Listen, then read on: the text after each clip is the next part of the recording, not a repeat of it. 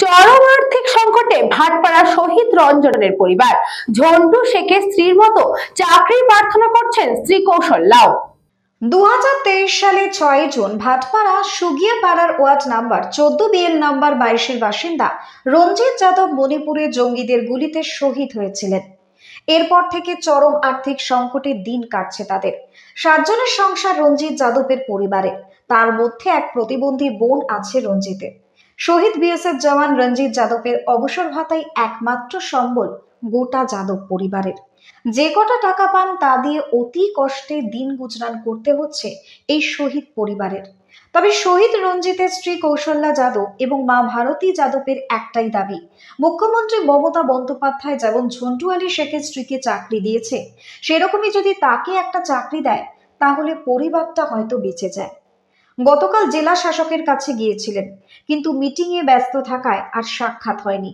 তবে মুখ্যমন্ত্রী যদি তাদের পাশে দাঁড়ান তাহলে বেঁচে যাবে হয়তো গোটা পরিবার। এই গোটা ঘটনাটি সম্পর্কে आयुष यादव की बोलছেন শুনবো। 2023 6 जून को 2023 को पापा शहीद हुए आतंकवादी का गोली से। पापा बीएसएफ में थे और उनका पोस्टिंग मणिपुर में था।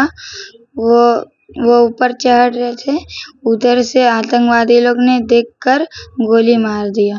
मैं चाहता हूँ कि मेरी मम्मी को नौकरी मिले और कुछ हेल्प मिले। तुम्हारा एम क्या है? मेरा एम है आईपीएस ऑफिसर। স্বামীর মৃত্যুর পর এরকমই অভাব অনটনের মধ্যে দাঁড়িয়ে শহীদ রঞ্জিতের স্ত্রী কৌশল্যা যাদব কি বললেন শুনবো। স্যার, উনি 6 জুন 2023-এ মণিপুরে শহীদ হয়েছিলেন।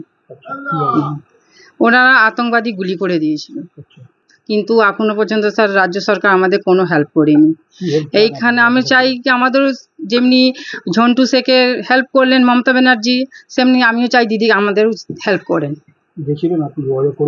আমি স্যার যোগাযোগ না, আমি ডিএম অফিসে গেছিলাম স্যারের সাথে কথা বলার জন্য, কিন্তু স্যার আমাদের কথা শুনলেন না, আমাদের সাথে দেখাও করলেন না। দু বছর হলো কিন্তু কেউ হেল্প করিনি, কোনো মন্ত্রী নেই। সংসার স্যার ওইভাবেই চলছে, যেভাবে আমি টেনে টুনে নিয়ে যাচ্ছি। আমি চাইছি স্যার আমাকে একটা চাকরি দেওয়া হোক। ব্যুরো রিপোর্ট, নিউজ বঙ্গ টাইম।